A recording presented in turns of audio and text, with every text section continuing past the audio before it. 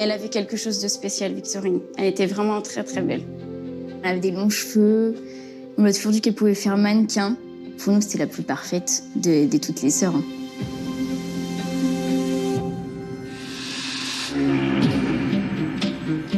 Donc, j'appelle maman et je lui dis « Maman, écoute, j'ai quelque chose à te dire, Victorine, elle a disparu. » Je suis sûre qu'il est arrivé quelque chose à Victorine.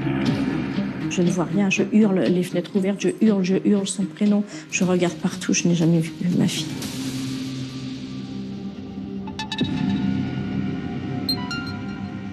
Les gendarmes vont d'abord découvrir grâce au chien des affaires, une chaussure, un sac à main. Et puis vont finir par tomber sur un corps qui correspond en tout point à la description de Victorine. En Isère, beaucoup d'émotions à Villefontaine cet après-midi, où vous le voyez, plusieurs milliers de personnes ont participé à une marche blanche en hommage à la jeune Victorine. Tu me manques. Tes rires communicatifs, tes câlins, ta voix, ton regard si bleu et si doux. Ma petite fille, je suis très fière de ce que tu étais.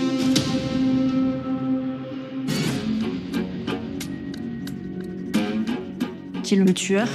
Qui est le monstre qui a fait ça? Un homme qui s'en prend à des jeunes femmes en les étranglant et en les étranglant de la même façon.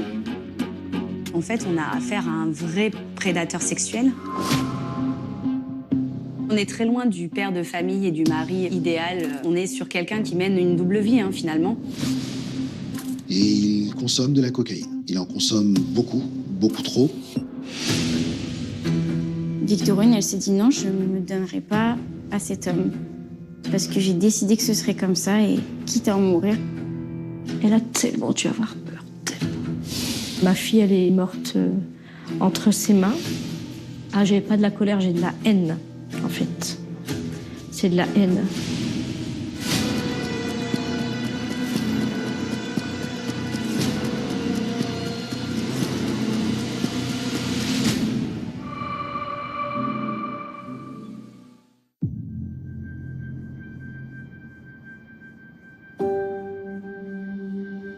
La tragique histoire que je vais vous raconter est l'une des affaires criminelles les plus bouleversantes de ces dernières années. Celle d'une jolie jeune fille à qui la vie souriait, mais qui a croisé par hasard la route d'un terrible prédateur à seulement quelques rues de chez elle.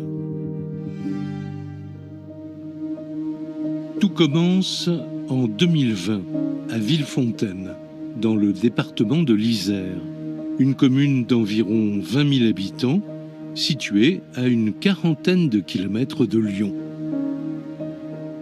C'est une ville qui est constituée d'un centre-ville, mais qui s'est étendue géographiquement, avec des lotissements qui sont construits un peu sur les hauteurs.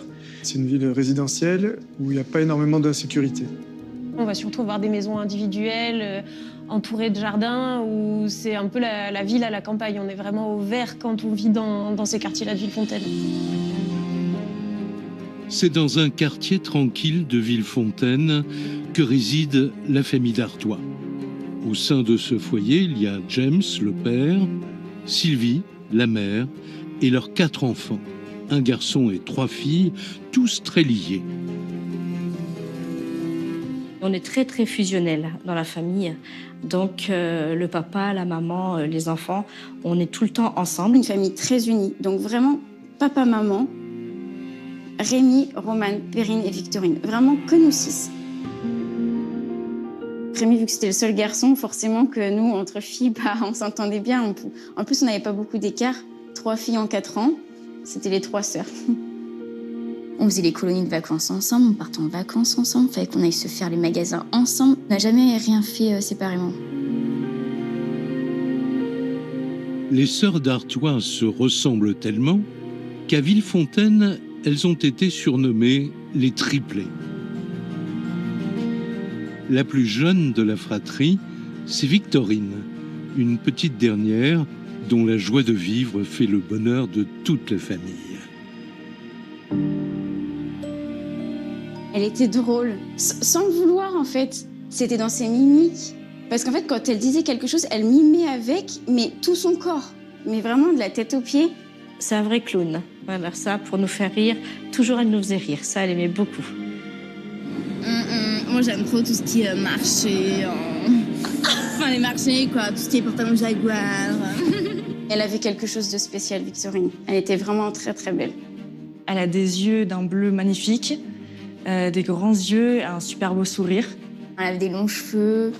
On m'a toujours dit qu'elle pouvait faire mannequin. Pour nous, c'était la plus parfaite de toutes les sœurs. Et c'est marrant parce que tout le monde la trouvait magnifique et elle, elle avait énormément de complexes et on ne sait pas pourquoi. Tout l'a complexée et pourtant, elle avait pas besoin de complexer. Victorine n'a jamais eu de petit copain. Jamais. Victorine vient de fêter ses 17 ans.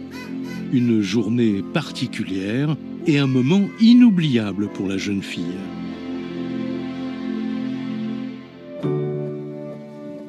Nous sommes en septembre 2020.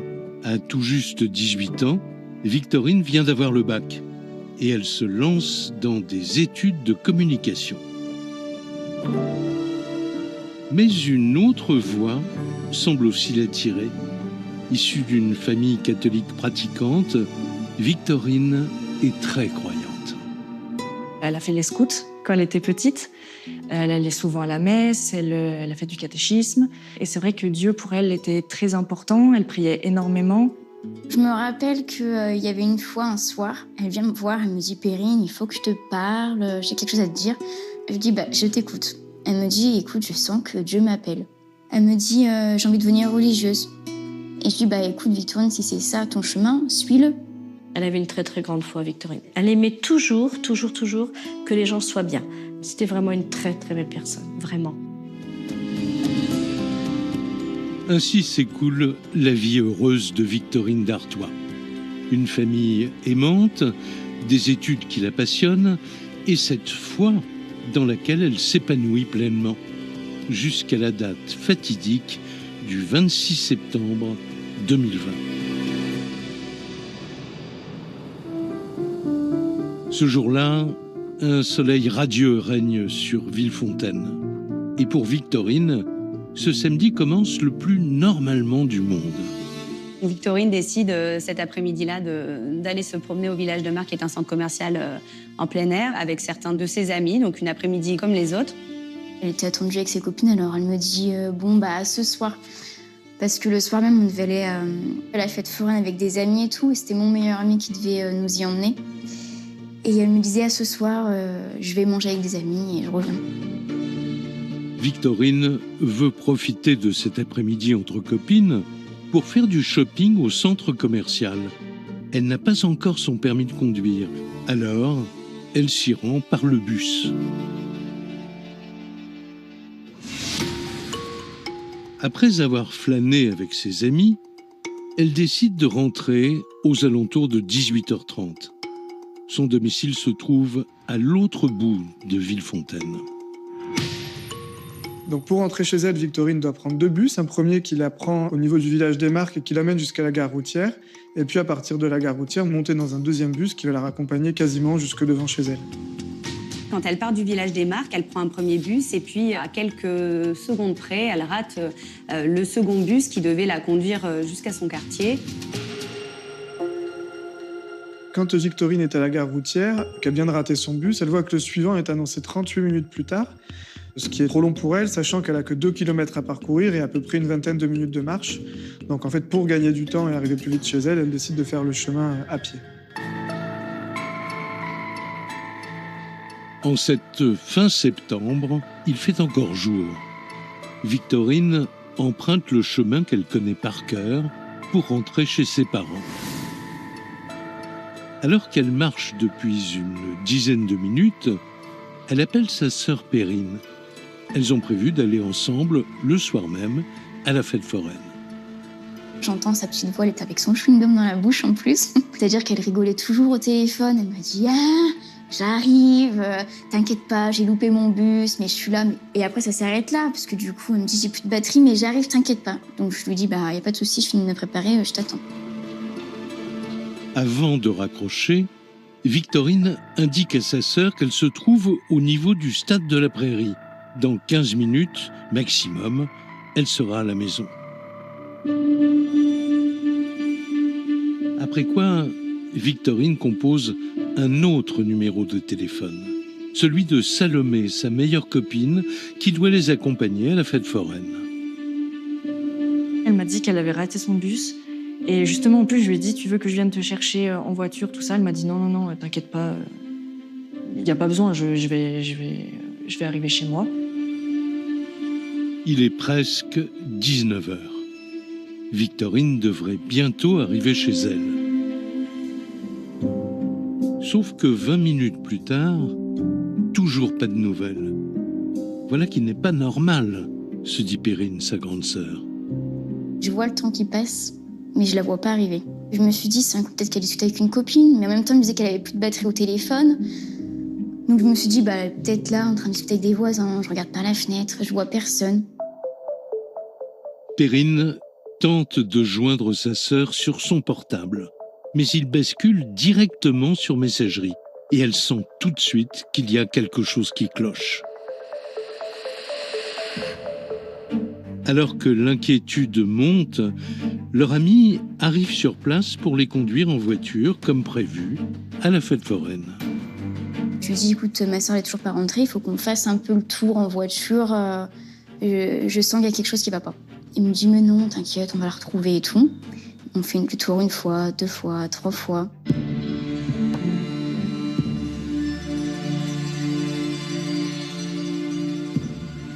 Et jusqu'au moment où là, je sens que la panique, elle c'est de pire en pire, quoi. Je regarde ma meilleure amie, je lui dis, comment j'annonce à mes parents que ma soeur a disparu.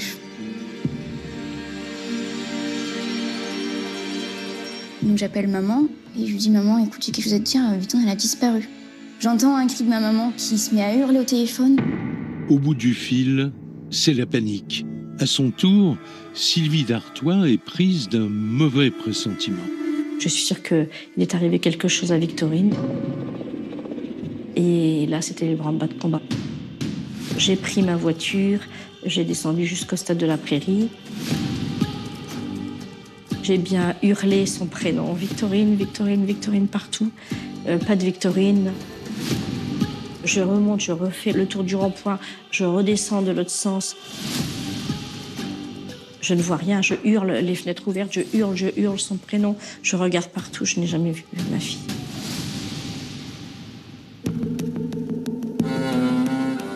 Sylvie Dartois et James, son mari, cherchent leur fille partout. Perrine, elle, se charge de contacter une par une les copines de sa sœur. J'appelle toutes ses amies avec qui elle était l'après-midi. Je leur dis, est-ce que vous avez des nouvelles? Est-ce qu'elle vous a contacté? Ils me disent non, elle nous a dit qu'elle est rentrée à la maison. Je dis, mais elle n'est pas là. Qu'est-ce qu'on fait, en fait? Moi, je ne comprends pas. Parce que, pour le coup, Victorine, c'était vraiment quelqu'un qui n'était pas du tout à partir de chez elle sans prévenir personne, ou elle avait rien à cacher. Donc du coup, c'est vrai qu'on n'ait pas de nouvelles comme ça en un instant. J'étais vraiment dans l'incompréhension. Et surtout que juste avant, elle avait appelé Perrine, m'avait appelé moi. Donc c'est vrai que c'était vraiment très bizarre.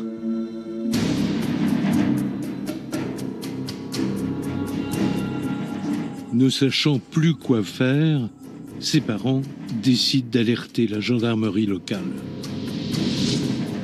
Il est 21h45. La jeune étudiante a disparu depuis plus de 2 heures. On leur dit que notre fille n'est pas rentrée et que ce n'est pas normal. Ce n'est pas possible qu'elle ait pu fuguer. Quand on signale la disparition de Victorine, les proches de Victorine sont immédiatement crus. Il n'y a pas de débat, la gendarmerie prend très au sérieux cette disparition. Victorine est tout juste majeure et a priori, elle n'a aucune raison de se volatiliser ainsi à la tombée de la nuit. Les gendarmes réagissent donc immédiatement. Ils se lancent à sa recherche et quadrillent tout Villefontaine en espérant la croiser quelque part. Tout va très très vite. Les gendarmes ont donc, avec mon mari, tracé un plan pour rechercher Victorine, donc dans des petits bois à côté de chez nous, un peu partout. Et moi, je devais rester à la maison parce que les gendarmes m'avaient demandé de rester à la maison. Au cas où elle reviendrait, il fallait bien que quelqu'un reste. Donc je suis pas allée la chercher. Parmi les membres de sa famille, c'est l'incompréhension la plus totale. Que lui est-il arrivé entre le stade de la Prairie, lieu de son dernier appel, et la maison des Dartois? D'autant qu'à peine 1 kilomètre sépare les deux endroits. Donc on part tous et en fait on va directement chercher au stade de la Prairie parce que c'est là où s'est passé le dernier appel. Donc on fait le chemin du stade de la Prairie jusqu'à la maison et on va dans tous les coins, etc. On a refait son chemin à l'endroit, à l'envers. Il y a des personnes qui pensaient qu'elle s'était foulée la cheville, qu'elle était tombée dans les petits ravins sur le côté. Et c'est vrai qu'on se pose un tas de questions. Et si, mais avec le si on referait le monde, c'est horrible. Mais ça on souhaite à personne. On va de maison en maison et on essaye de demander si quelqu'un l'aurait vu, etc. Et personne ne nous répond, il fait nuit. Et jusqu'à 6h du matin, on a cherché. Jusqu'à 6h du matin. De par avoir son enfant chez soi, c'est compliqué.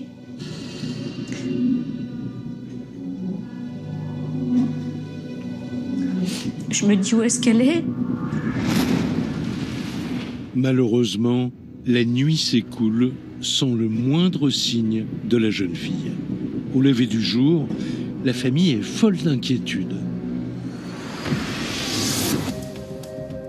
À la gendarmerie, c'est la mobilisation générale. Première priorité, reconstituer minute par minute l'itinéraire emprunté par Victorine juste avant qu'elle ne disparaisse. Pour cela, les enquêteurs examinent les images de vidéosurveillance, à commencer par celle du centre commercial où Victorine a passé son après-midi. Les extraits des caméras de vidéosurveillance ont permis d'établir qu'elle était vêtue d'un sweatshirt rose, d'un jean, de baskets blanches et d'un petit sac à main blanc. Elle avait de très grosses créoles aussi. Donc on voit Victorine accompagnée de ses amis sur les images de vidéosurveillance à l'intérieur du village des Marques, en train de flâner dans les boutiques. Donc bon, il faut rappeler que c'est une étudiante, elle n'a pas beaucoup de moyens, donc elle achète rien, mais en tout cas c'est le plaisir de faire du lèche-vitrine. Vers 18h30, Victorine quitte ses amis, direction la gare routière de Villefontaine, qui dispose également de caméras de vidéoprotection. Et à ce moment-là, les gendarmes constatent qu'elle manque son bus de très peu, c'est une affaire de secondes. C'est à ce moment-là qu'elle décide de remonter jusque chez elle à pied depuis la gare routière. Il est 18h48 quand elle quitte la gare routière, c'est vu sur les images de vidéosurveillance. On la voit cheminer sur différentes vidéos jusqu'aux alentours du stade de la Prairie. On sait qu'à 18h55, elle n'a pas de problème puisqu'elle appelle sa sœur pour lui dire qu'elle sera en retard. Et elle a le dernier échange téléphonique qu'elle a avec ses amis, c'est 18h58. La dernière fois qu'elle est vue, c'est sur la dernière caméra qui amène au stade de la Prairie, où là, après, il n'y a plus de caméra. Et ensuite, on perd sa trace visuellement parlant. On ne sait pas après quel chemin elle a pu emprunter. Les gendarmes s'interrogent, surtout lorsqu'ils découvrent en étudiant sa téléphonie que son portable a brusquement cessé d'émettre à 18h58, soit juste après son dernier appel à Salomé, sa meilleure amie. Alors, que s'est-il passé ensuite? Victorine a-t-elle fait une mauvaise rencontre? C'est en tout cas le scénario que redoute d'emblée sa famille. Je pensais à un kidnapping. Kidnappé pour un proxénète? Enfin, c'est vrai qu'on se pose beaucoup de questions. Est-ce que elle a été enfermée quelque part? Moi, ce que j'espère juste, c'est qu'elle ne soit pas en train de souffrir. Je me suis dit, la Victorine, elle doit hurler de ne pas nous voir. Parce que c'était vraiment quelqu'un de peureuse. Mais je me suis toujours dit qu'elle allait revenir quand même.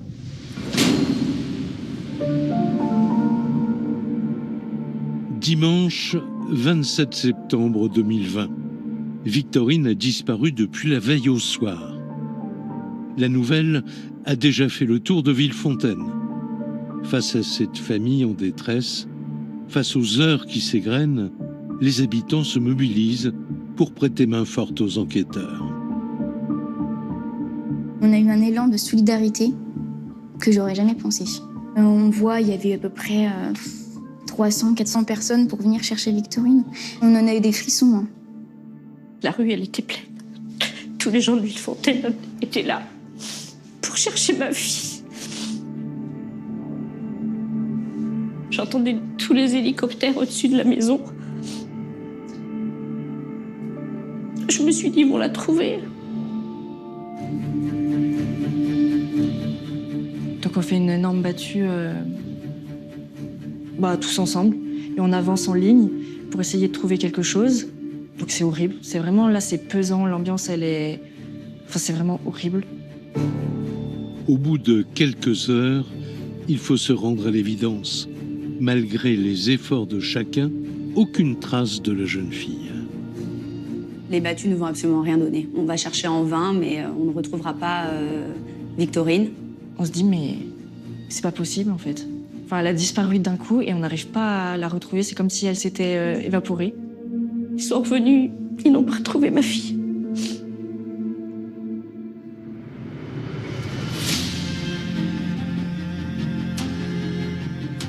Lundi 28 septembre au matin, après 2 jours de recherche ininterrompue, Victorine demeure toujours introuvable.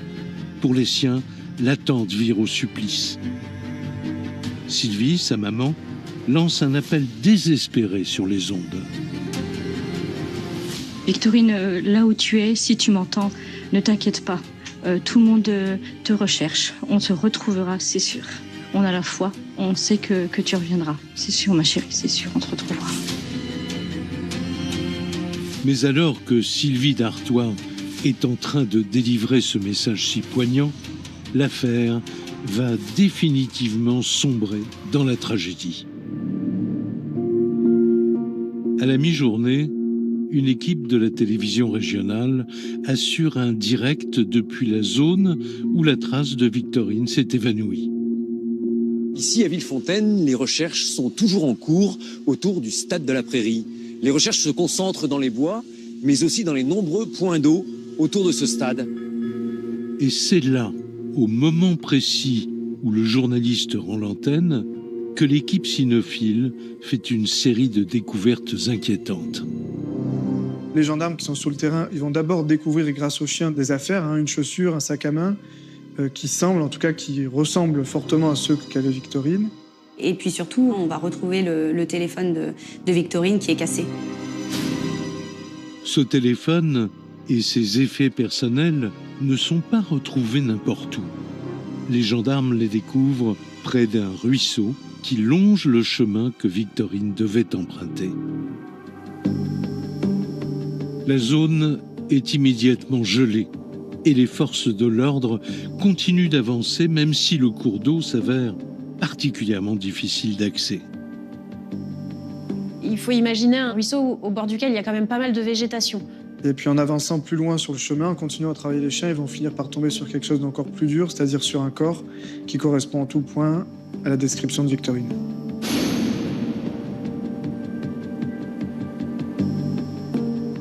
Aucun doute possible. Ce corps sans vie correspond bien au signalement de la disparue.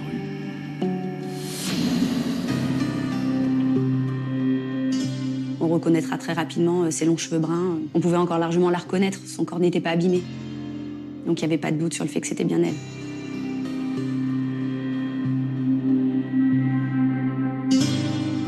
Son corps est immergé dans l'eau, la tête est dans l'eau.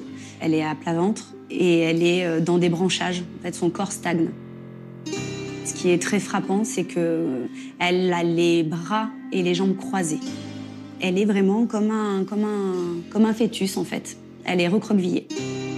Et ce qui va être marquant aussi dans cette découverte, c'est que son jean est retourné, descendu sur ses jambes et le pull qu'elle portait est remonté sur son ventre.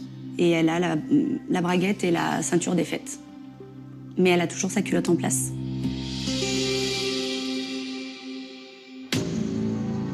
Sous les yeux des gendarmes, une scène insoutenable. Impossible pour le moment de déterminer les causes du décès, même si le scénario d'un crime à connotation sexuelle se dessine déjà. Alors que la police scientifique investit les lieux, le plus délicat reste à venir pour les enquêteurs, prévenir les membres de la famille de Victorine. Ils les convoquent à la gendarmerie sans rien leur dire de la terrible découverte. Je pensais qu'on allait ouvrir la porte et qu'elle allait arriver tuméfiée, les cheveux en bataille, qu'on l'avait peut-être violée, frappée, je ne sais pas. Mais j'attendais jusqu'à la dernière seconde pour me dire qu'ils vont me la ramener, ils vont me la ramener. J'attendais, vraiment. Et là, on nous a dit, nous avons retrouvé un corps dans l'eau et elle était très belle. Et quand j'ai entendu qu'on parlait au passé, c'était terrible. On s'est dit, c'est fini. Donc on se met tous à hurler. Et moi, pour moi, c'est impensable. Je suis tombée dans les pommes à je ne sais combien de reprises. C'est le calvaire. Ça a été un crime et je me suis dit, c'est pas possible.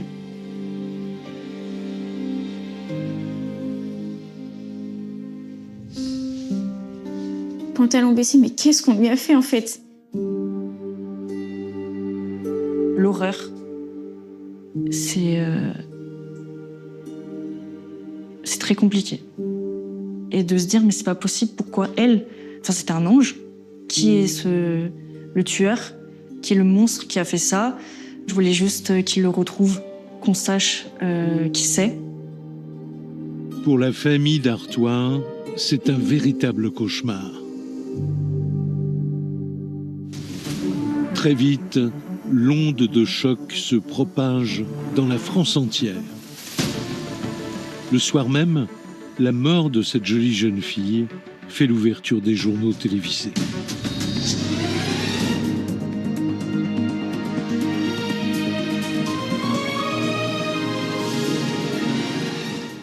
Cela ne faisait guère de doute depuis qu'une brigade cynophile avait retrouvé le corps sans vie d'une jeune femme en début d'après-midi. Le corps de Victorine a été découvert à quelques mètres d'ici, en contrebas de cette route départementale, dans un secteur escarpé et boisé. La jeune fille de 18 ans avait disparu samedi soir, après avoir fait les boutiques avec des amis. Les gendarmes de la section de recherche de Grenoble sont saisis de l'enquête. Face à l'émotion générale, ils se trouvent déjà sous pression. D'autant que l'autopsie de la victime vient confirmer la violence du crime. On retrouvera de nombreuses ecchymoses, des traces de violence un petit peu partout sur son corps. Comme la majorité des lésions sont répertoriées au niveau du cou, on imagine que Victorine a pu être étranglée, mais qu'elle n'est pas morte de cet étouffement, puisqu'on retrouve de l'eau à l'intérieur de ses poumons. Les causes de la mort à ce moment-là sont bien déterminées. C'est une mort par noyade avec l'intervention d'un tiers. Le médecin légiste va aussi travailler sur la question d'une possible agression sexuelle ou d'un viol, mais rapidement il va pouvoir écarter en tout cas le fait que Victorine ait été violée puisqu'il n'y a pas de lésion génitale. Un étranglement et un déferlement de coups avec tentative de viol et mort par noyade. Alors, qui a bien pu se livrer à de telles atrocités? Et pourquoi Victorine? Devant cet épouvantable dénouement, l'élan de solidarité envers la famille d'Artois ne faiblit pas, bien au contraire. Alors bonsoir les gens, c'est tout simplement pour vous remercier pour tous vos messages de soutien que vous nous apportez à moi et ma famille. Je peux même pas vous répondre parce qu'avec ma famille nous sommes en deuil. Clairement on a du mal à accepter que notre sœur soit partie trop tôt. À cet âge-là, 18 ans, c'est très très jeune. Je vous souhaite vraiment pas de vivre ça. Cela fait 3 jours que le corps de Victorine a été retrouvé dans le ruisseau. Tandis que la gendarmerie poursuit ses investigations, la solidarité continue. En Isère, beaucoup d'émotions à Villefontaine cet après-midi où vous le voyez, plusieurs milliers de personnes ont participé à une marche blanche en hommage à la jeune Victorine. Le corps de l'étudiante de 18 ans a été retrouvé en début de semaine. Et on ne s'attendait pas à ce qu'il y ait autant de monde. Moi, ça m'a retourné. Punaise, je me suis dit, non mais c'est tout ce monde et puis tout le monde en blanc. Et ça, c'était magnifique. C'est vrai que ça réchauffe quand même le cœur parce que on se dit qu'elle a vraiment touché énormément de personnes. Je me dis qu'elle était tellement gentille, cette enfant, qu'elle mérite vraiment ça. Mais vraiment, vraiment.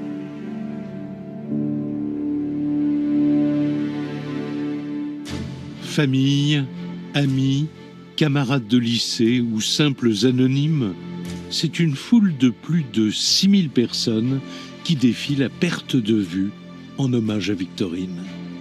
Ce jour-là, ses parents, son frère et ses 2 sœurs sont dévastés par le chagrin.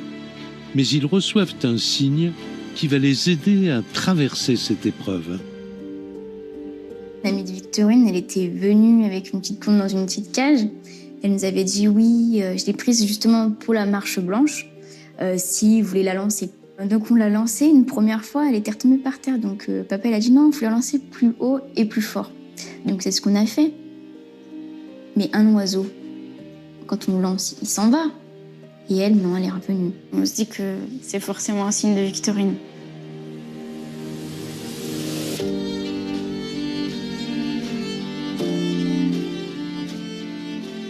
La colombe est toujours à la maison. Elle est chez nous depuis 5 ans. Et elle est très douce. C'est une petite colombe vraiment mignonne. Quand on parle de Victorine, elle roucoule. Elle nous embrasse. Elle vient sur nous. Et elle nous réconforte, cette petite colombe.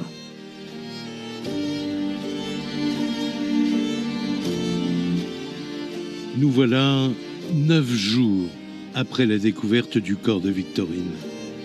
Et l'heure est maintenant au recueillement. L'actualité de ce mercredi, ce sont aussi les obsèques de Victorine. Plusieurs centaines de personnes lui ont rendu hommage. Sylvie et James, les parents de Victorine d'Artois, se recueillent devant son cercueil. Dans l'église Saint-Jean-Baptiste, la famille et les proches assistent à la messe célébrée par le parrain de la jeune fille. Nous voici réunis dans la maison du Père pour prier pour le repos de l'âme de Victorine.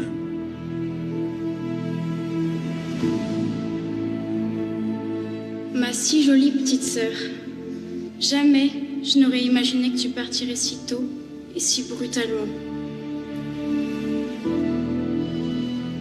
Tu me manques. Tes rires communicatifs, tes câlins, ta voix, ton regard si bleu et si doux. Ma petite fille, je suis très fière de ce que tu étais.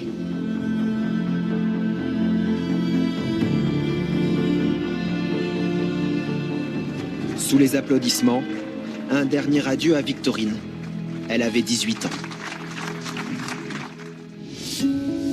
Alors que l'émotion atteint son comble, la peur est aussi dans tous les esprits.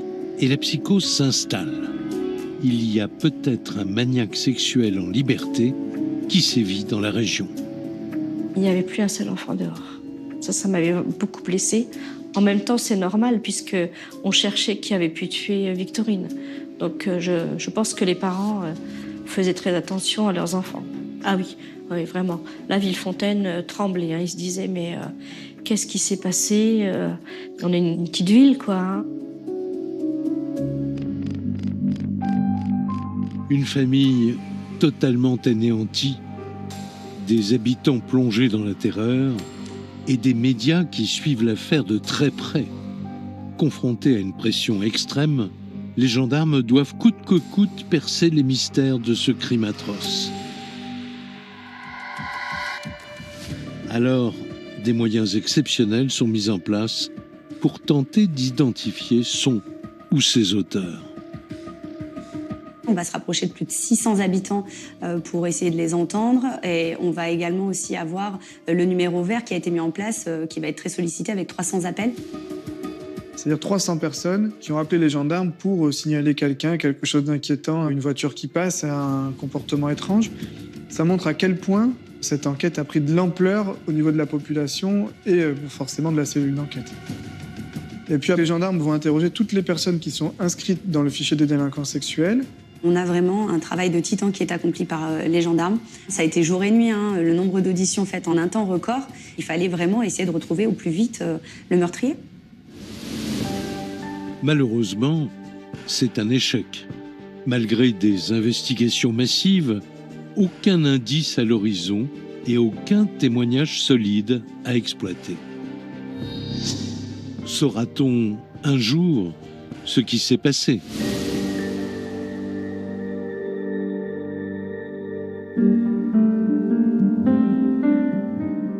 Villefontaine, le 10 octobre 2020. Presque 2 semaines après la découverte du corps de Victorine, le dossier est au point mort. C'est là qu'un coup de théâtre totalement inespéré fait basculer l'affaire. L'enquête va prendre un tournant important puisque un homme va se présenter à la gendarmerie et va expliquer qu'il sait qui a fait ça à Victorine. Je sais qui a tué Victorine Dartois. Il dit que c'est l'un de ses meilleurs amis et il va donner le nom de cet homme, donc Ludovic Bertin. Les gendarmes n'en reviennent pas. Ce jeune homme, que nous appellerons Jérôme, est venu spontanément et il se montre intarissable. Il explique que quelques jours auparavant, son ami est venu à son domicile et qu'il était en pleurs. En discutant avec lui, Ludovic, son ami, lui explique qu'il aurait tué Victorine. Donc Ludovic Bertin s'est tourné vers cet ami un peu en panique. Il se tourne vers lui pour se confier sur quelque chose qui semble être beaucoup trop lourd à porter pour lui à ce moment-là. Face aux enquêteurs médusés, ce témoin providentiel va plus loin encore. Jérôme détaille le déroulé des faits tel que son ami le lui aurait raconté. Et le récit fait froid dans le dos. Il explique que Ludovic Bertin lui a dit qu'il était sorti ce jour-là, donc le 26 septembre, pour violer quelqu'un. On est sur un prédateur sexuel. Il lui a expliqué qu'il était parti ce soir-là en chasse, à la recherche d'une proie, qu'il avait pensé à couper son téléphone, qu'il était parti habillé en jogger pour pouvoir avoir un mobile au cas où on vienne l'interroger, qu'il avait repéré Victorine sur le chemin, qu'il l'avait suivie, qu'il l'a attrapée par le cou avec l'avant-bras, qu'il l'a traînée sur le côté avec l'intention de la violer, qu'il a essayé de la déshabiller. Il n'a pas réussi à la violer parce qu'elle s'est débattue. Selon Jérôme, son ami Ludovic lui aurait avoué avoir étranglé Victorine avant de cacher son corps dans le ruisseau et de rentrer chez lui sans rien dire à personne.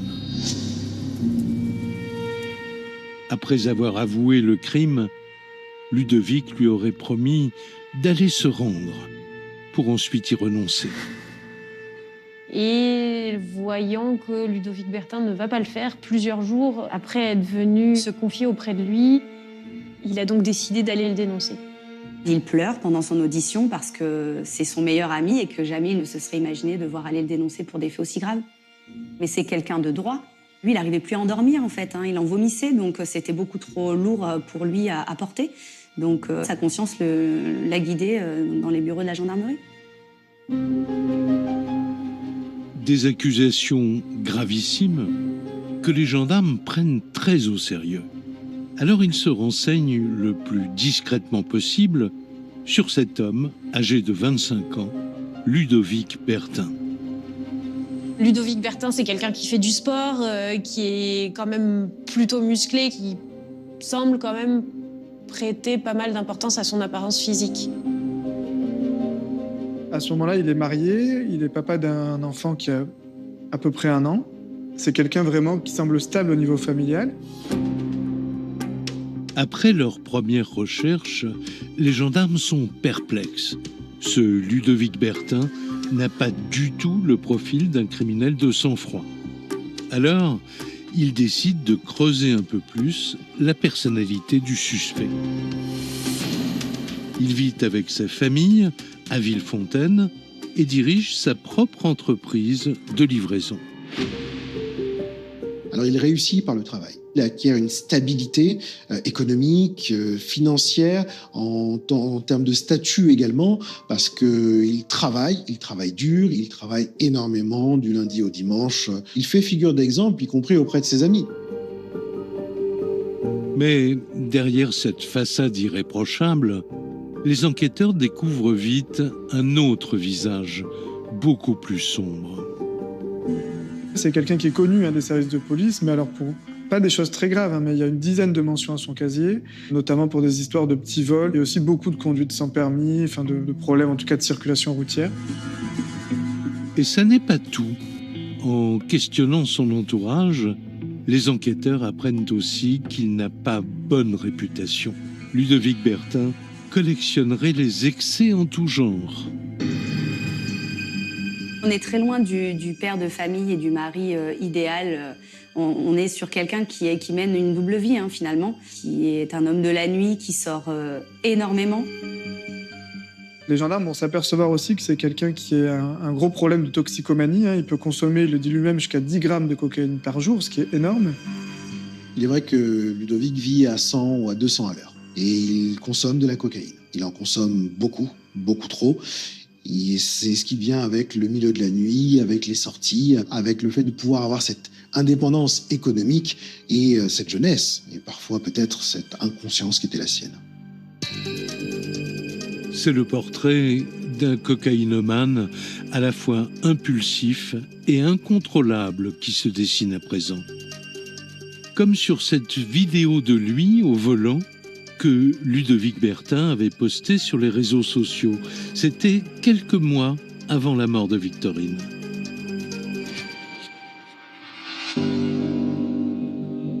Son profil pourrait correspondre à celui de l'agresseur. Mais comment le confondre? À la recherche de preuves le liant au crime, ils examinent sa téléphonie le jour des faits. Et elle va se révéler très compromettante. Les gendarmes vont se rendre compte que le téléphone de Ludovic Bertin a été éteint volontairement, c'est-à-dire c'est pas la batterie qui s'est éteinte d'un coup, c'est quelqu'un qui a éteint physiquement le téléphone entre 18h et 19h30, ce qui correspond à la période dans laquelle Victorine a disparu. Voilà qui semble concorder parfaitement avec les révélations de son meilleur ami, le fameux Jérôme. Dès lors, l'enquête connaît un coup d'accélérateur. Un nouvel examen plus minutieux des bandes de vidéosurveillance du stade est ordonné et il va directement relier Ludovic Bertin à Victorine. Les gendarmes vont trouver une image de vidéosurveillance sur laquelle apparaissent à la fois Victorine Dartois et Ludovic Bertin. On aperçoit sur une des captures écran, en premier plan, Victorine Dartois et au loin, Ludovic Bertin. Les gendarmes ont maintenant des éléments solides contre leurs suspects. Alors le 13 octobre 2020, près de 3 semaines après le meurtre de Victorine, ils passent à l'action. Ils le placent en garde à vue. Et contre toute attente, ils n'ont même pas besoin de lui mettre la pression. Ludovic Bertin craque d'entrée. Dès la première audition de garde à vue, il va passer à table, si vous me passez l'expression. Il va expliquer en détail ce qui s'est passé. Il explique que ce jour-là, il consomme de la cocaïne, comme il en a malheureusement l'habitude. Il est dans un état particulier d'excitation à cause de ce produit. Il a dit qu'il était parti courir, faire un jogging, et qu'il a croisé fortuitement Victorine Dartois, qu'il l'a bousculée avec son épaule sans faire exprès, en fait, en courant, que Victorine s'est retournée et l'a insultée, qu'il n'a pas supporté, en fait, de recevoir ces insultes. À ce moment-là, il va venir auprès d'elle, il va s'énerver, l'empoigner et lui serrer une première fois la gorge avec son coude. Mais alors qu'il étrangle Victorine, il aurait soudain pris conscience de ce qu'il était en train de faire et il aurait décidé de la laisser partir. Victorine se serait éloignée, terrorisée, en titubant, mais il aurait brusquement changé d'avis avant de la rattraper de peur qu'elle le dénonce. Et très clairement, à ce moment-là, il est animé de l'intention de la tuer. Il explique qu'il la prend par l'arrière avec son bras, de cette manière-là. Il va recommencer ce geste, et ce geste qui va conduire au décès de Victorine. Pour Ludovic, à partir du moment où le corps retombe inerte, il pense à ce moment-là que Victorine est morte.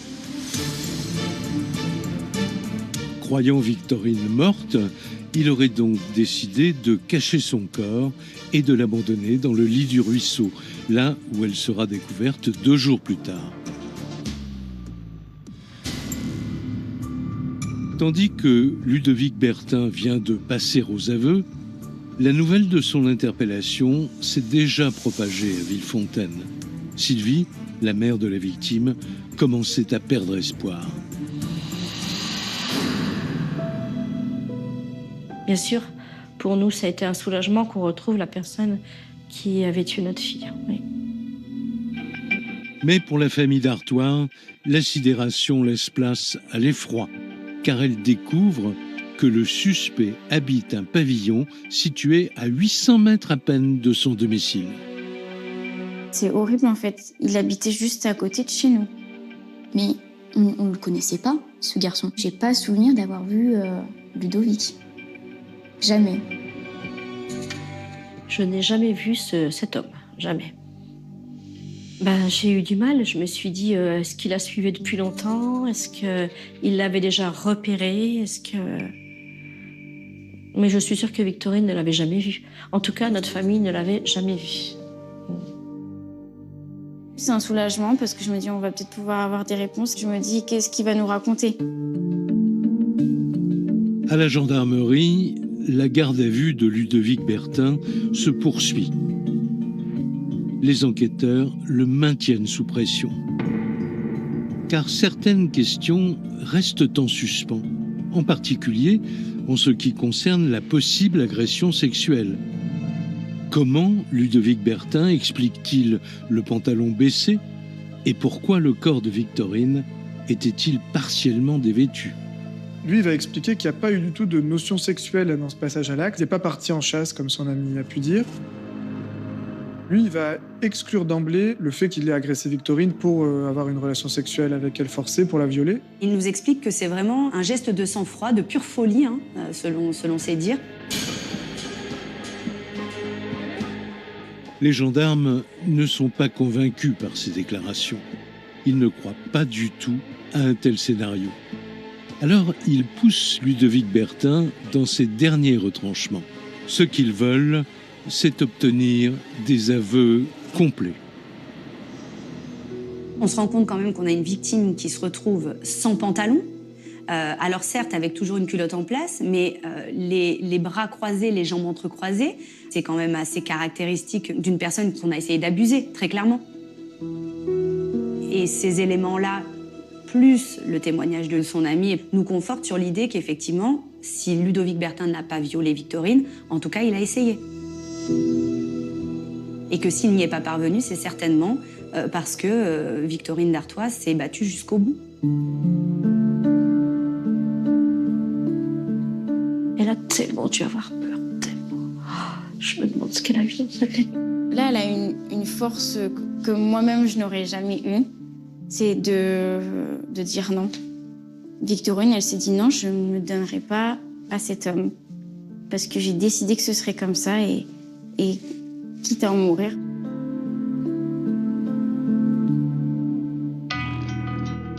Pourtant, face aux gendarmes, Ludovic Bertin n'en démord pas.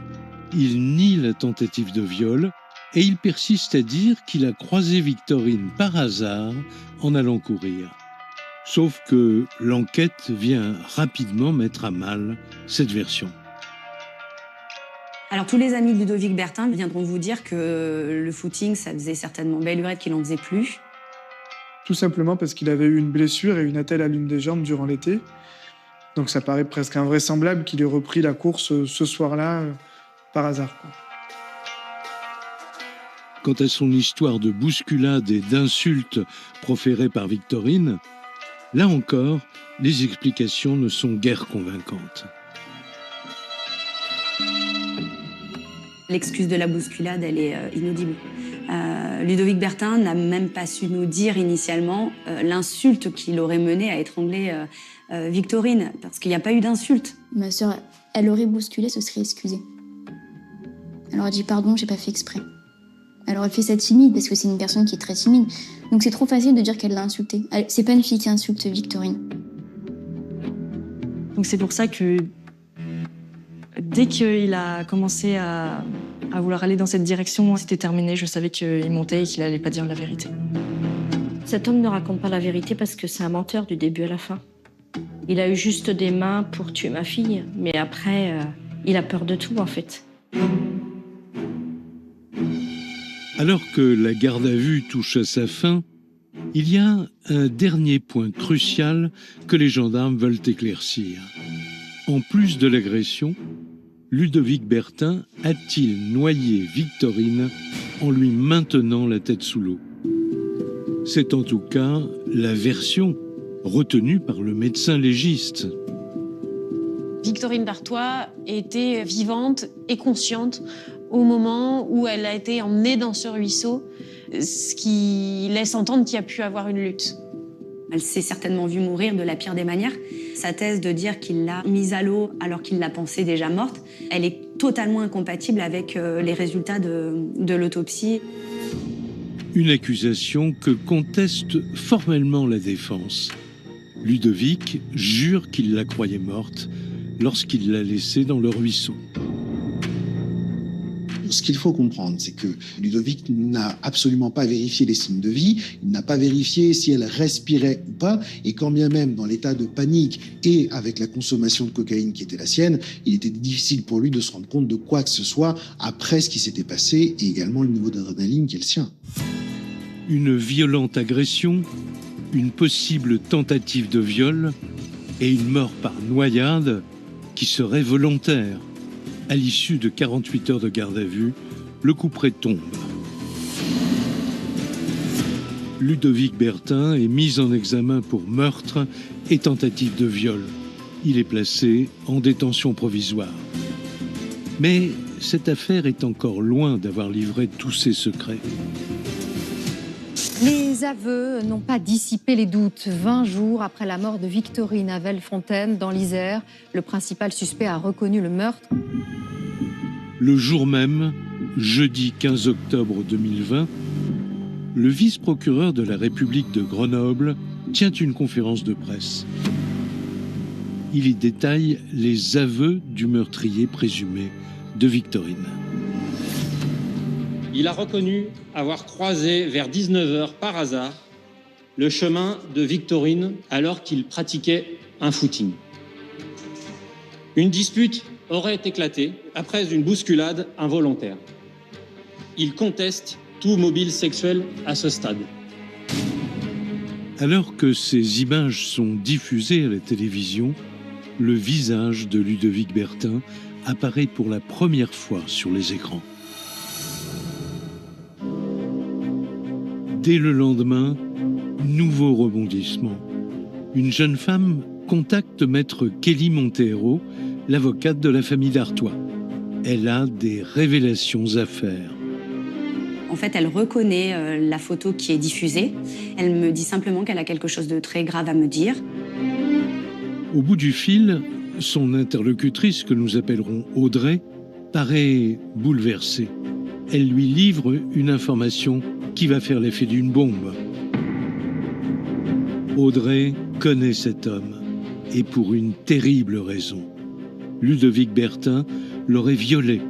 C'était en septembre 2018, soit tout juste 2 ans avant le meurtre de Victorine. Ce qu'elle expliquera, c'est qu'elle connaissait Ludovic Bertin pour avoir fait 1 ou 2 soirées au préalable avec lui, que c'était quelqu'un d'apparence assez sympathique, qu'il l'appelait même ma sœur. Enfin, il y avait une certaine proximité qui s'était instaurée. Mais une proximité amicale, en tout cas pour elle, il n'y a jamais eu rien de plus. Et un soir de septembre 2018, il se propose de la ramener chez elle. Et quand il la ramène chez elle, il prétend vouloir boire un verre d'eau. Donc elle le laisse monter. Elle va aux toilettes. Et quand elle sort des toilettes, en fait, il est devant la porte, le regard noir.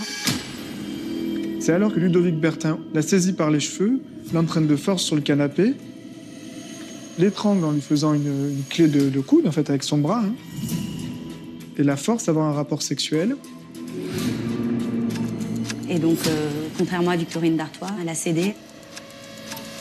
Son corps s'est dissocié de sa pensée et elle s'est laissée faire pour survivre. Après avoir abusé d'elle, Ludovic Bertin serait redevenu le jeune homme sympathique et souriant qu'elle connaissait, comme si rien ne s'était passé. À l'époque, bien que traumatisée, Audrey avait renoncé à déposer plainte. Ces faits-là, elle ne les a pas dénoncés à l'époque parce qu'elle était emplie de culpabilité. Elle était sous l'effet de la drogue et de la cocaïne à ce moment-là aussi. Donc elle a voulu passer ça sous silence, elle a voulu oublier. Elle a énormément culpabilisé. La première des choses qu'elle m'a dites, c'est si j'avais parlé, elle serait encore là. Donc cette jeune femme ne va pas déposer plainte. Par contre, son dossier n'est pas complètement vide. Déjà parce qu'elle a quand même le réflexe d'aller chez le médecin et faire constater des blessures qu'elle a au niveau du cou. Et ce n'est pas le seul élément à charge, car à l'époque, la jeune Audrey a également la présence d'esprit de conserver des preuves écrites de son agression. Elle décide en fait d'entreprendre une discussion avec Ludovic Bertin sur Snapchat, en quelque sorte pour le piéger, pour l'amener à dire ce qui s'était passé. Elle lui dit très clairement, voilà, je suis allée voir le médecin, j'avais très mal, et puis lui il tourne un petit peu autour du pot. Elle va dire qu'il a beaucoup bu, je me rappelle pas ce qui s'est passé, donc elle va lui rappeler, tu m'as un peu beaucoup étranglé. Et puis ensuite, lui, il va quand même essayer de dire, en tout cas, j'ai bien aimé cette soirée, et puis elle va lui répondre, mais qu'est-ce que tu as préféré, le moment où tu m'as étranglé ou le moment où j'ai eu une relation sexuelle avec toi parce que j'avais peur? Et donc rien que cette phrase, cet échange de messages, vient appuyer l'idée que cette jeune femme a été violée par Ludovic Bertin.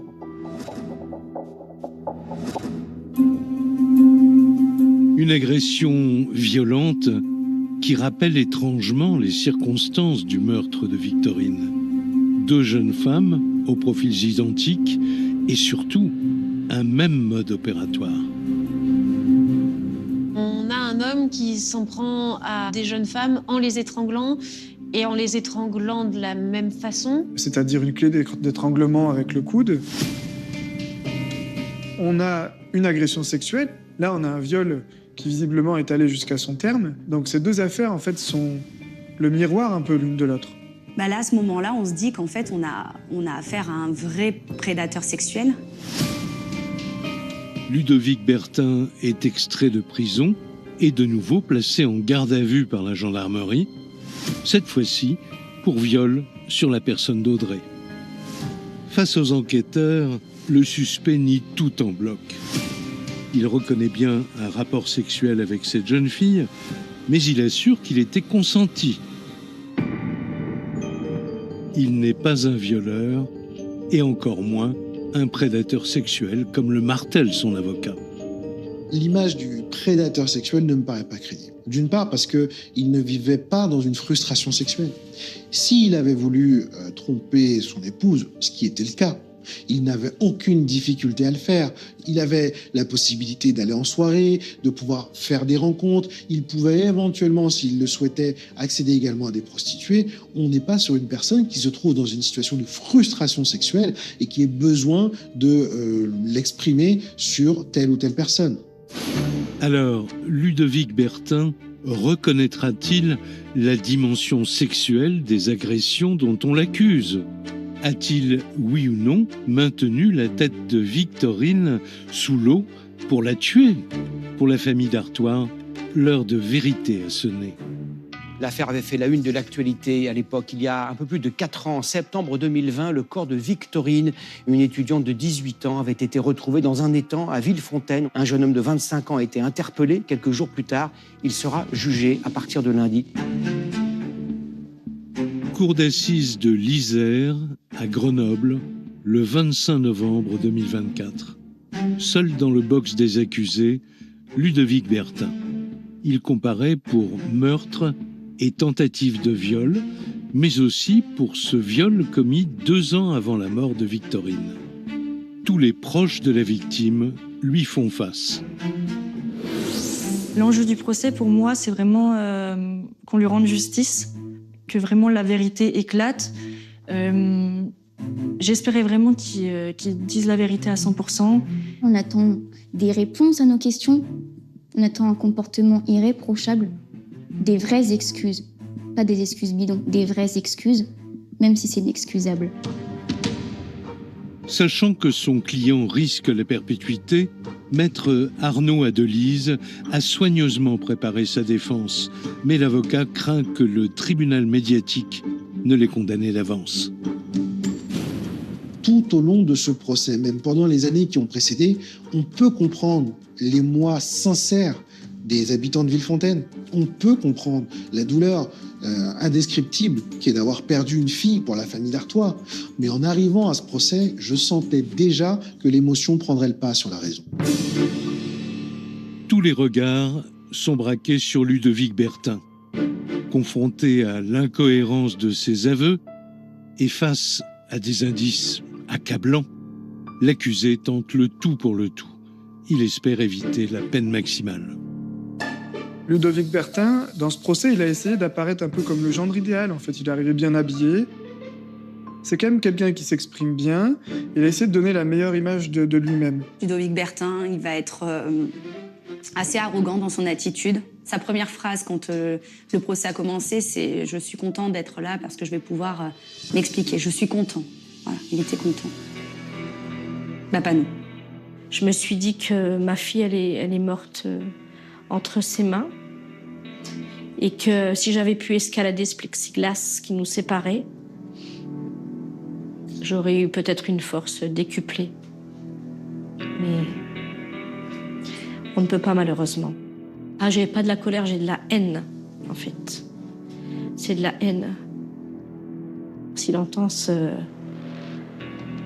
reportage, qu'il sache que je lui veux pas du bien jusqu'à la fin de ses jours. Malgré la tension extrême, Ludovic Bertin ne se laisse pas impressionner. Il reste campé sur sa version initiale et refuse jusqu'au bout d'assumer toute intention sexuelle. L'enjeu pour mon client, c'est de prouver que la tentative de viol n'a pas eu lieu. C'est une ligne sur laquelle il a toujours été constant et pour laquelle il veut se défendre de manière véhémente. Il va continuer de dire « Oui, j'ai tué Victorine Dartois. Non, je n'ai pas tenté de la violer. »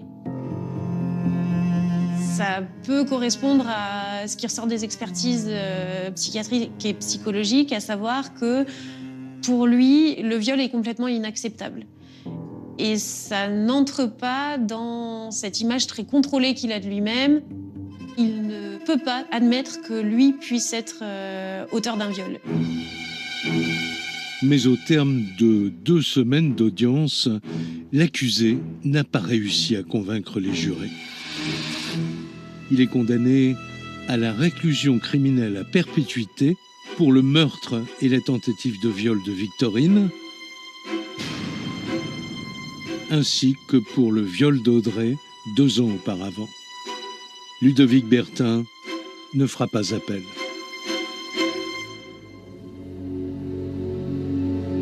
À Villefontaine aujourd'hui, la famille d'Artois demeure plus soudée que jamais.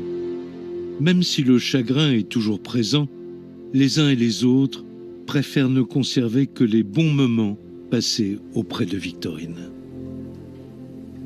On l'a tous les jours à la maison, cette souffrance, et on y pense tous les jours, tout le temps, tout le temps. Et il faut beaucoup être là aussi pour nos parents. C'est dur d'avoir voulu tous ces enfants et qu'on nous en assassine une, qu'en fait. Le plus beau souvenir, c'est que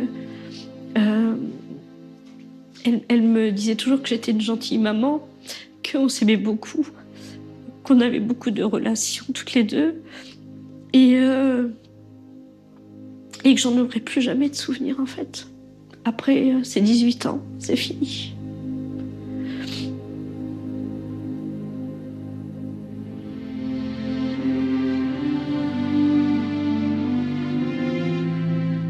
C'est vrai que tous mes souvenirs avec elle sont mémorables. Les vacances, les colonies, son rire contagieux, c'est tout. C'était mon rayon de soleil. C'est une fierté en fait d'avoir été sa sœur. Sa mémoire ne sera jamais éteinte. On va la faire vivre jusqu'au bout. Plusieurs années se sont écoulées depuis la tragédie. Mais par la magie de cette jolie colombe blanche, Victorine demeure chaque jour présente auprès des siens.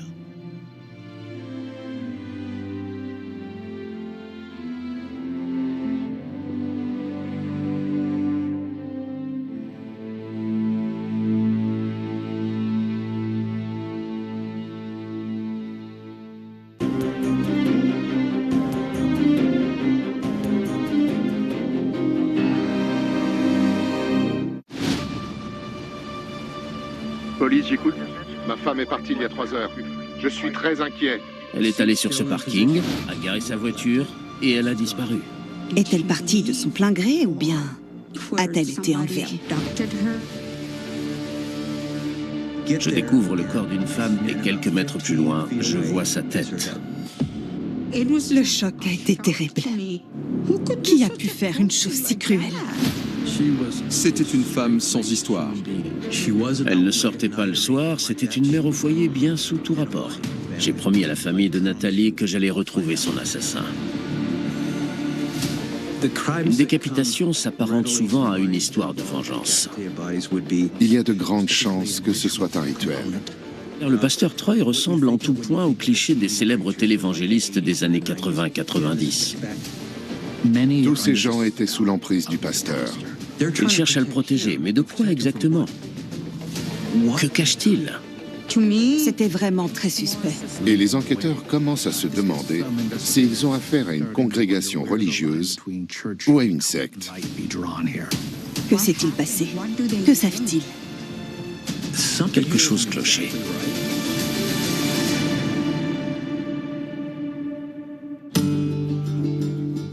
Tout commence à Longmont, dans le Colorado. Une ville de 100 000 habitants qui tient son nom d'un sommet des montagnes rocheuses, Longs Peak.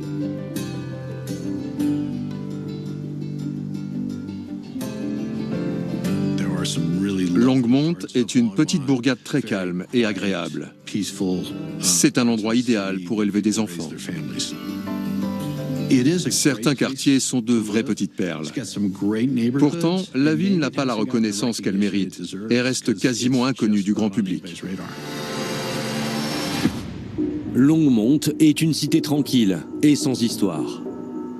Mais dans la nuit du 26 septembre 1999, un appel au commissariat va briser sa quiétude. Police, j'écoute. Ma femme est partie il y a 3 heures. Elle devait juste faire quelques courses, mais elle n'est toujours pas rentrée. Vous ne pensez pas qu'elle est chez une amie? Non, elle m'aurait prévenu, j'en suis sûr. L'homme au téléphone s'appelle Matthew Mirabal. Il est marié à Nathalie et père d'une petite fille âgée de 4 mois. Matthew explique aux policiers que sa femme a disparu. Il a déjà commencé à la chercher, aidé par des membres d'une église apostolique dont ils font partie. Mais ils sont sans nouvelles de la jeune femme et tous sont très inquiets. Il ne sait pas exactement dans quel magasin elle avait prévu de faire ses courses. Il demande donc au pasteur, à sa femme et à des amis de l'aider à vérifier les parkings de tous les supermarchés de la ville. Il cherche sa voiture et des témoins ayant pu apercevoir Nathalie.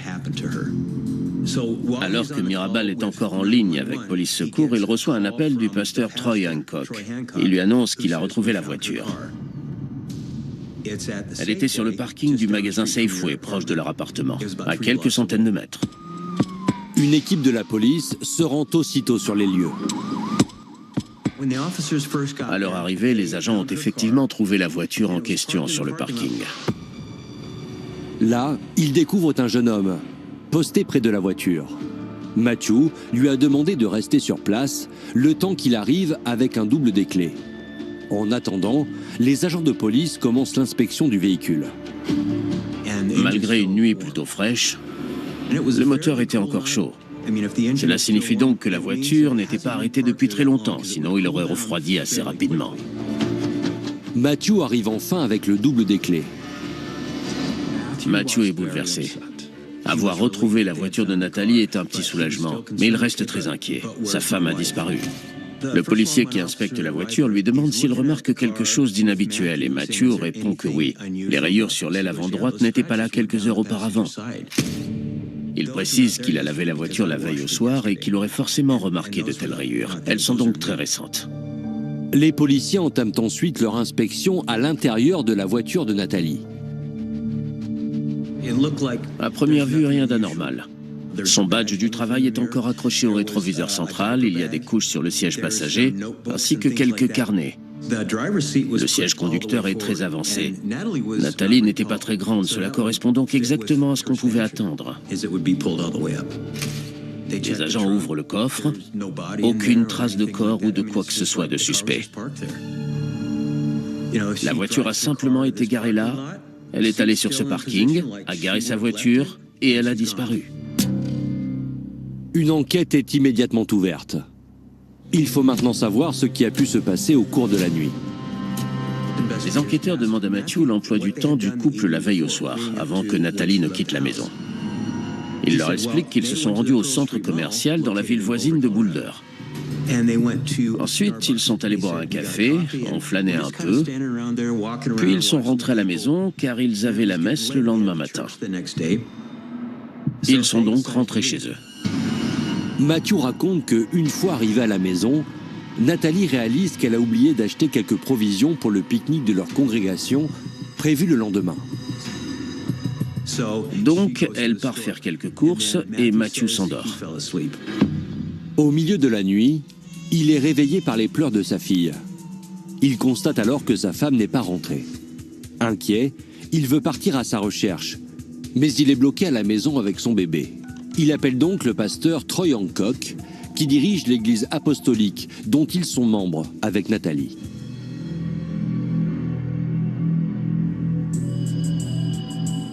Avec ses cheveux plaqués en arrière, le pasteur Troy ressemble en tout point au cliché des célèbres télévangélistes des années 80-90.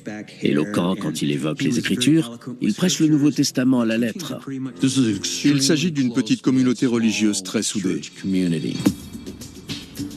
Une fois alerté par Matthew, vers 2h30 du matin, le pasteur passe aussitôt à l'action. Hancock mobilise ses fidèles. Il leur explique que sœur Nathalie a disparu et qu'il faut la retrouver. Il leur fait fouiller la ville de fond en comble, des bennes à ordures jusqu'au plan d'eau. Ces gens suivent tous ses ordres sans discuter. Pour eux, Hancock n'est pas seulement un guide spirituel, c'est un guide suprême. Matthew explique aux enquêteurs que Troy avait fini par trouver la voiture de Nathalie sur ce parking. Les policiers attendent maintenant la brigade scientifique pour inspecter le véhicule. Mais un détail les intrigue. La voiture de Nathalie est garée très loin de l'entrée du magasin, alors que le parking est quasiment vide. La place de parking choisie n'a aucun sens. Elle va faire des courses à minuit et elle se gare le plus loin possible de l'entrée. En pleine nuit, on imagine plutôt quelqu'un se garer le plus proche possible de l'entrée du magasin. A fortiori s'il s'agit d'une femme seule. Les policiers trouvent cela étrange et tout de suite, ils s'interrogent. Peut-être avait-elle rendez-vous avec quelqu'un, qui sait? Elle aurait également pu être enlevée. Et dans ce cas, il va être difficile de la retrouver. Nathalie a-t-elle finalement fait ses courses? Les enquêteurs questionnent le personnel du magasin, mais personne ne se souvient avoir vu la jeune femme. Ils décident de visionner les images des caméras de surveillance du supermarché. Sur les enregistrements, j'ai repéré plusieurs femmes pouvant lui ressembler. L'une d'entre elles est en compagnie d'un homme portant une casquette, ce qui le rend difficilement identifiable. Et si c'était elle? Est-elle vraiment en danger? Et qui est cet homme qui l'accompagne? Mais sur les images que lui montrent les enquêteurs, Matthew ne reconnaît ni Nathalie, ni l'homme à la casquette. Ça confirme que cette nuit-là, elle n'a jamais mis les pieds dans ce magasin. Deux hypothèses alors. Soit Nathalie a été enlevée, soit elle avait rendez-vous avec quelqu'un et serait partie avec lui volontairement.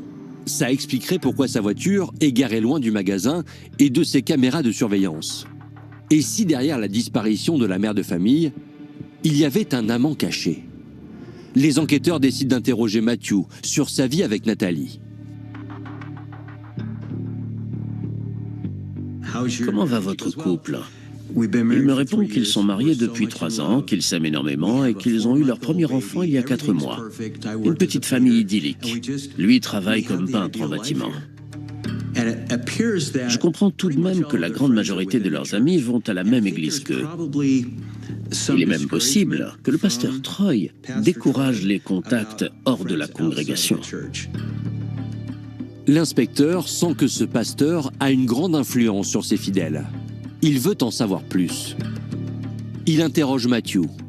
Pourquoi a-t-il contacté Troy avant d'appeler la police? Troy est pour lui une sorte de figure paternelle. Il l'admire beaucoup. Il lui fait une confiance aveugle. Matthew raconte qu'il a rejoint l'église apostolique à Chamizal, sa ville natale au Nouveau-Mexique. C'est là qu'il a rencontré Nathalie. Matthew et Nathalie sont devenus membres de cette congrégation en même temps qu'une vingtaine de jeunes de leur âge. Ils adorent cette église, ils adorent le pasteur, ils adorent sa femme. Et ils deviennent ensemble une sorte de grande communauté, surtout les jeunes. Matthew raconte ensuite que Troy avait décidé de quitter Chamizal pour installer son église dans une ville plus grande, où les soutiens financiers seraient plus nombreux. Il avait parcouru près de 600 km pour arriver à Longmont, au Colorado. Selon Troy, c'était l'endroit idéal pour développer sa communauté. Matthew et Nathalie avaient aussitôt décidé de le suivre. Quelques mois après leur arrivée au Colorado, Matthew et Nathalie se marient. Ils emménagent alors ensemble et s'installent durablement à Longmont. Ce déplacement vers le Colorado, c'est une sorte de pèlerinage dans le sillage du guide suprême. Et les enquêteurs commencent à se demander s'ils ont affaire à une congrégation religieuse ou à une secte. Face aux policiers, Matthew l'affirme. Sa femme n'aurait jamais pu fuir avec un amant. A priori, jamais Nathalie n'aurait abandonné sa fille de 4 mois en disparaissant dans la nature. Pour le vérifier, les enquêteurs ramènent Matthew à son domicile et demandent à fouiller les lieux. Rien ne suggérait que Nathalie ait emporté ses affaires. Il y avait encore ses vêtements, sa brosse à cheveux, son fer à lisser et bien sûr son enfant. Bref, il ne manquait rien. Aucune trace de violence dans la maison. Tout semblait parfaitement normal. La piste du départ volontaire est abandonnée. Et alors que l'enquête se poursuit, les policiers apprennent ce que tous redoutaient.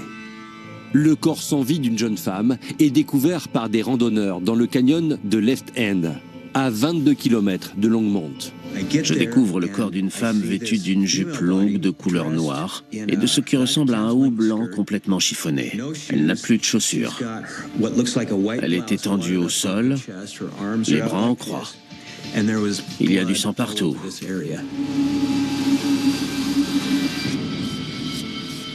Et quelques mètres plus loin, je vois sa tête. La victime a été décapitée. Nous savons qu'il s'agit de Nathalie. Nous sommes face à un homicide. Une décapitation s'apparente souvent à une histoire de vengeance. Mais ça peut être aussi une manière d'envoyer un message. Un avertissement à un rival, un crime passionnel, ou simplement une manière de maquiller un meurtre en le faisant passer pour ce qu'il n'est pas. Les enquêteurs procèdent à l'examen minutieux du corps pour tenter de déterminer les causes du décès. Quelque chose a tout de suite attiré mon attention. Quand une personne vivante est victime d'une terrible hémorragie soudaine, le sang gicle un peu partout. Il est généralement expulsé assez loin du corps. Ici, tout ce que je vois, c'est un saignement passif. Aucune éclaboussure aux environs. Pour l'enquêteur, cette absence d'éclaboussure indique que le corps a sûrement été décapité alors que la victime était déjà morte. La tête semblait avoir été coupée en une fois à l'aide d'une lame très tranchante, une épée de samouraï par exemple. Si la décapitation est bien post-mortem, alors comment la victime a-t-elle été tuée? Les enquêteurs poursuivent leur inspection des lieux à la recherche d'indices. À cet endroit, les gens jettent un peu tout et n'importe quoi. Mais on a retrouvé juste à côté d'elle un morceau de tôle ondulée sur lequel s'était écoulée une grande quantité de sang. Je pense que c'est là que reposait sa tête lorsqu'elle a été décapitée. Nous avons aussi découvert une petite poutre en bois. Elle n'était pas là depuis longtemps car elle n'était pas encore humide, pas putréfiée. Nous l'avons donc récupérée. Ce morceau de bois pourrait-il être l'arme du crime? Près du corps, les policiers découvrent également des traces de pneus récentes. On ne peut jamais identifier avec exactitude un pneu grâce à son empreinte, mais celle-ci peut être compatible avec tel ou tel type de pneu. Tous ces indices récoltés doivent maintenant être analysés. En attendant, les policiers doivent annoncer la terrible nouvelle à la famille de Nathalie. Je leur ai dit, désolé, nous avons retrouvé un corps dans la montagne. C'est celui de Nathalie. Elle est décédée. Le choc a été terrible. Sur le coup, je n'ai pas réalisé que ma fille avait été décapitée. Qui a pu faire une chose si cruelle? La mère de Nathalie a poussé un cri déchirant. Je n'oublierai jamais ce cri. Il me hantera jusqu'à la fin de mes jours. Cette scène m'a tellement brisé le cœur que j'ai fait quelque chose qu'il ne faut jamais faire. J'ai promis à la famille de Nathalie que j'allais retrouver son assassin. Ensuite, je me suis dit, mais quel idiot! Maintenant, tu ne peux plus les décevoir. Les enquêteurs attendent maintenant d'en savoir plus sur les causes du décès de Nathalie. 2 jours plus tard, ils reçoivent le rapport du médecin légiste. Nathalie est morte par strangulation. Elle a été décapitée après avoir été déposée dans le canyon de Left End. La décapitation a donc bien été faite post-mortem.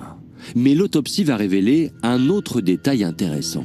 Le légiste a trouvé une petite lacération sur le haut du crâne causée par un traumatisme contondant. Cet élément suggère qu'elle a d'abord été frappée sur le haut du crâne, puis étranglée, et qu'on a ensuite emmené son cadavre au canyon de Left Hand. La poutre en bois retrouvée près du corps de Nathalie pourrait donc bien être l'arme du crime. Mais qui serait capable de commettre un meurtre si violent? Qui en voulait à ce point cette jeune femme de 24 ans? Les enquêteurs contactent la mère de Nathalie. Soupçonne-t-elle quelqu'un? Immédiatement, elle leur répond qu'ils devraient s'intéresser de plus près au pasteur Troy Hancock. Au premier abord, le pasteur Troy semblait être une personne douce et compatissante, avec beaucoup d'amour à donner. Mais une fois devant les fidèles, il devenait très autoritaire. Il fallait faire comme il disait. La mère de Nathalie explique qu'elle connaît bien le pasteur. Elle a fait partie de sa congrégation. Mais elle s'est brouillée avec lui peu avant qu'il déménage à Longmont, là où Nathalie et Matthew avaient choisi de le suivre. Selon elle, le prêtre est devenu trop intéressé par l'argent et beaucoup d'adultes ont arrêté de fréquenter son église, mais les jeunes sont restés. Pour moi, Nathalie et ses amis ont subi un lavage de cerveau. Sinon, pourquoi auraient-ils suivi les Hancock au Colorado? Selon la mère de Nathalie, Troy Hancock exercerait une véritable emprise sur ses jeunes fidèles. Matthew et Nathalie, en tout cas, obéissaient à tous ses ordres, y compris lorsqu'il leur avait demandé de se marier. Tout à coup, Troy Hancock a annoncé qu'il avait eu une vision. Nathalie devait épouser Matthew. Moi, je n'aimais pas du tout cette idée. Nathalie était une très belle fille. Elle avait bien d'autres options. Mais apparemment, ils sont parvenus à la convaincre et le mariage a été rapidement organisé. Suite aux déclarations de la mère de Nathalie, les enquêteurs s'interrogent. Et si en fait, ils avaient affaire à une secte? Le pasteur Troy Hancock pourrait-il avoir un lien avec le meurtre de Nathalie? Ils veulent maintenant en savoir plus sur cet homme. Mais impossible d'interroger ses fidèles. Le pasteur annonce aux membres de sa congrégation qu'il y a une enquête de police et qu'il ne faut pas parler aux enquêteurs.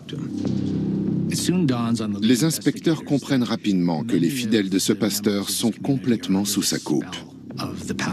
Il exerce une influence incroyable sur leur refus de collaborer à l'enquête. Évidemment, cela ne va faire que renforcer les soupçons des enquêteurs. J'étais persuadée que les Hancock étaient impliqués et qu'ils tentaient de le cacher. Alors les enquêteurs changent de tactique. Ils décident d'interroger les voisins de Nathalie et Matthew. Ils apprennent que le jeune couple aurait enfreint l'un des interdits majeurs du pasteur. Selon le règlement très strict de cette congrégation, les femmes n'avaient pas le droit de travailler. Pourtant, Nathalie travaillait, car son mari ne gagnait pas beaucoup d'argent. Lui était employé directement par l'Église en tant que peintre en bâtiment. Troy Hancock avait-il découvert le secret de Nathalie? Se serait-il senti humilié, voire menacé dans sa toute-puissance? Et s'il avait commandité la mort de la jeune femme pour la punir? Pour les enquêteurs, le pasteur devient de plus en plus suspect. Je me suis rendu à l'église pour discuter avec ce monsieur. Il a nié toute implication dans le meurtre et clamé son innocence. Je lui ai donc proposé de faire un test ADN. Il a répondu bien sûr. Il a accepté le test sans hésitation et nous l'avons effectué. Troy Hancock n'a opposé aucune résistance. Mais dans l'attente des résultats ADN, pour les enquêteurs, il reste le principal suspect. Il compte maintenant sur le travail de la police scientifique dans la voiture de Nathalie pour leur fournir des indices. Sous le châssis, les policiers ont retrouvé des éléments de végétation qui poussent dans le canyon de Left Hand, mais pas dans la ville de Longmont. Les pneus du véhicule sont également examinés. Sur la voiture de Nathalie, on retrouvait 3 types de pneus différents. Et par un heureux hasard, les 3 étaient concordants avec les traces retrouvées sur la scène de crime. Il était donc fort probable que le véhicule de Nathalie ait été utilisé pour l'amener jusqu'au canyon. Il s'avère donc que quelqu'un l'a enlevée, l'a emmenée dans la montagne pour la tuer, ne l'a pas violée, n'a rien volé et a ramené sa voiture sur le parking du supermarché. Ça n'a aucun sens. Même s'il semble improbable, les enquêteurs ont désormais un scénario. Il faut maintenant savoir qui a pu ramener la voiture de Nathalie. Un élément découvert par la police scientifique dans l'habitacle va peut-être leur donner une réponse. Coincé entre le levier de vitesse et le siège passager, on a retrouvé une paire de gants marrons en coton. Ils étaient tachés de sang. Pour les enquêteurs, il pourrait s'agir du sang de Nathalie. Ces gants seraient alors ceux du meurtrier. Ils sont aussitôt envoyés au laboratoire pour analyse. En attendant les résultats, les policiers s'interrogent. Quel intérêt avait le meurtrier à ramener la voiture de Nathalie sur le parking après son crime? Sauf peut-être à brouiller les pistes. Quand ils reprennent le fil de l'histoire, seul Matthew a indiqué, lors de son appel au secours, que Nathalie voulait faire des courses ce soir-là. Les enquêteurs décident de s'intéresser de plus près au jeune homme. Pour découvrir qui est vraiment Matthew et mieux cerner le personnage, il faut s'éloigner de sa congrégation. Les enquêteurs interrogent donc à nouveau les voisins. Pour les fidèles de l'église, Matthew et Nathalie formaient un couple parfait. Des jeunes gens très amoureux qui vivaient un mariage idyllique. Mais en parlant aux voisins, on découvre que ce couple n'était pas aussi parfait qu'il en avait l'air. Une mère au foyer qui vit juste à côté nous a notamment révélé avoir entendu des cris. Les cris de Nathalie. Il ne s'agit pas d'une preuve pouvant être utilisée dans un cadre légal. Mais cela nous permet de mieux comprendre l'affaire et de l'appréhender sous un autre angle. Matthew était-il violent avec Nathalie? C'est une piste. Et sa propre mère va conforter l'hypothèse des enquêteurs. Interrogée, elle leur raconte que plus jeune, Matthew a eu un grave accident qui l'avait traumatisé. Depuis, son fils pouvait entrer dans des rages incontrôlables. J'ai appris qu'il avait perdu l'usage de l'œil droit à cause d'un tir de pistolet à air comprimé. Personne ne nous en avait parlé. Les enquêteurs découvrent que Matthew est bien différent du jeune homme un peu lisse qu'il donne à voir. Et si, dans un nouvel accès de rage, il avait perdu la tête et tué Nathalie? Pour tenter de le savoir, il faut l'entendre à nouveau, mais sans éveiller ses soupçons. Nous lui avons dit que nous avions besoin de son aide. Matthew est prêt à collaborer, mais lorsqu'il arrive au commissariat, il n'est pas seul. Matthew se rend au poste accompagné du pasteur Troy, son frère Marcus et 5 ou 6 autres personnes qui sont là pour le soutenir moralement. Le pasteur pensait qu'il allait servir d'intermédiaire entre nous et Matthew. Mais j'ai refusé catégoriquement. Nous avons pris Matthew seul à seul et nous lui avons demandé de nous dire tout ce qu'il savait. Détail intéressant, en salle d'interrogatoire, il jouait nerveusement avec un petit sparadrap sur son pouce gauche. Vous avez quoi à la main? Je me suis coupé avec un cutter. L'inspecteur Ainsworth est un malin. Au lieu de lui parler de l'affaire, il lui demande comment il s'est blessé au pouce. Il me dit qu'il s'est coupé en travaillant. Alors je lui demande comment. Je suis peintre en bâtiment, j'ai toujours un cutter sur moi. J'en ai même des dizaines. Matthew lui montre une coupure verticale très fine, mais assez longue, qui démarre à la base de la phalange proximale. Matthew a réponse à tout, mais l'inspecteur trouve son comportement étrange. Le policier est convaincu de tenir son coupable. Il lui faut maintenant des éléments à charge. Il demande un mandat de perquisition pour inspecter de nouveau le domicile de Matthew. Cette deuxième fouille va s'avérer payante.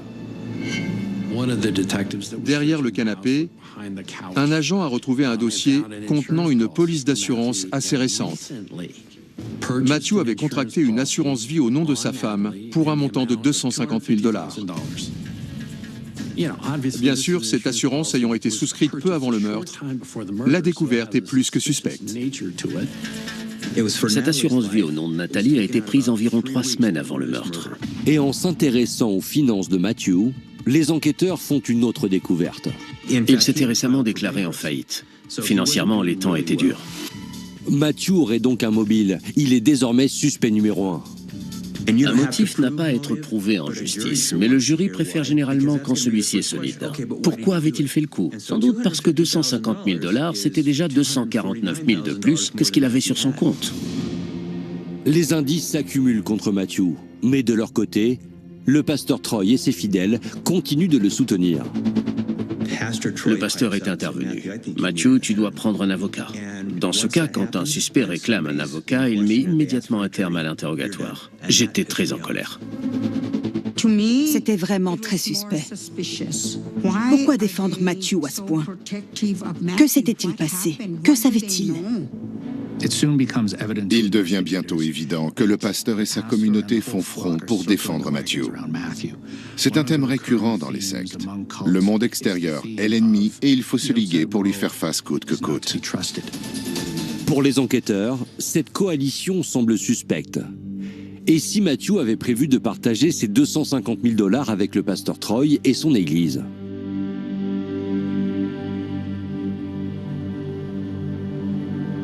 Il cherche à le protéger, mais de quoi exactement? Que cache-t-il?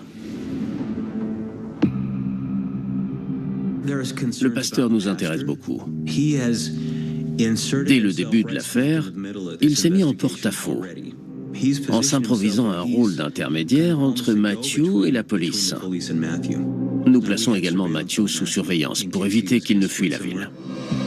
Les enquêteurs espèrent bientôt avoir de quoi l'arrêter. Et en inspectant sa voiture, ils trouvent d'autres indices très compromettants. J'ai tout de suite remarqué de fines poutres en séquoia d'environ 1,20 m de long. On en a retrouvé un petit morceau sur les lieux du crime. Et dans son véhicule, on trouve une poutre cassée. Les 2 morceaux de bois s'emboîtent parfaitement. Les enquêteurs viennent de trouver à coup sûr l'arme du crime. Il devient évident que Matthew a utilisé cette poutre pour assommer Nathalie avant de l'étrangler.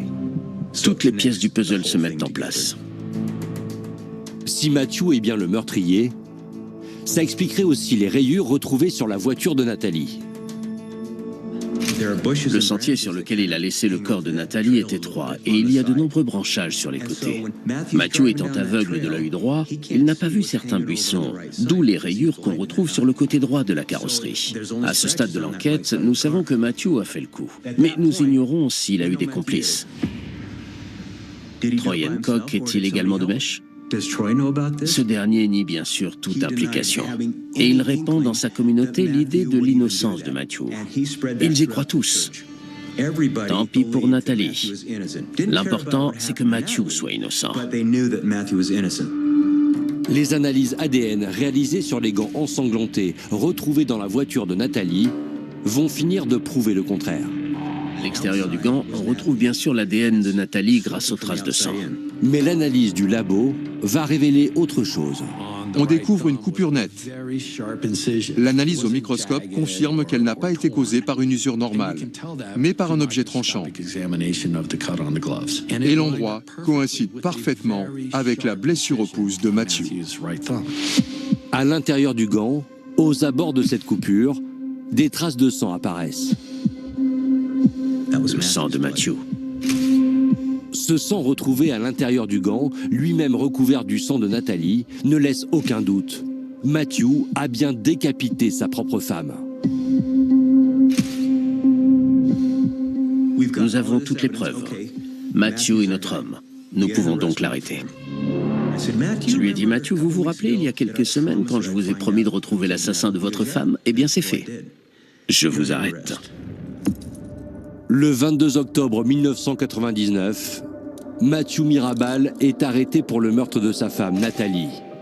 Il est incarcéré dans la prison du comté de Boulder. La suite de l'enquête prouvera qu'il a agi tout seul. Le 8 septembre 2000, il est jugé coupable d'homicide avec préméditation et condamné à une peine de prison à perpétuité, sans possibilité de libération anticipée. Nathalie était une épouse et une mère modèle, une honnête brebis de Dieu et une fille dont nous avons toujours été fiers. Quoi qu'il se soit passé, nous voulons qu'elle sache que nous l'aimons. Je me demande quelle mère elle aurait été. Combien d'enfants elle aurait eu. Nathalie n'était qu'amour. Ce que je peux affirmer avec certitude, et non sans une pointe d'émotion, c'est qu'elle était profondément aimée des siens.